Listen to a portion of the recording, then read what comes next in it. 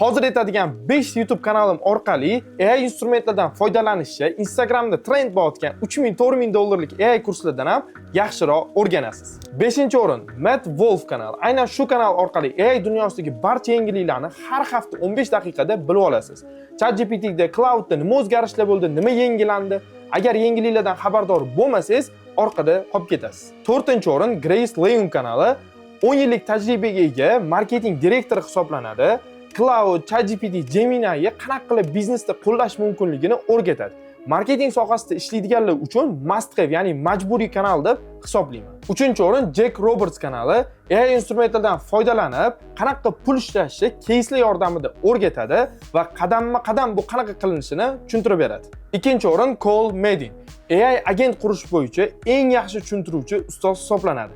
Aynan shu ustoz orqali marketing jamoamizga AI agent qurganmiz. Va 1-o'rin Nate Herk kanali hech qanaqa kod yozmasdan, IT bilimga ega bo'lmasdan turib ishlarimizni AI orqali avtomatlashtirishni o'rgatadi. Kanal nomlarini yo'qotib qo'ymasligi uchun shu videoni saqlab qo'ying. Agar ro'yxatda yo'q boshqa foydali kanallarni bilsangiz, izohlarda yozib qoldirsangiz bo'ladi. Foydali ma'lumotlarni o'tkazib yubormaslik uchun menga obuna bo'ling.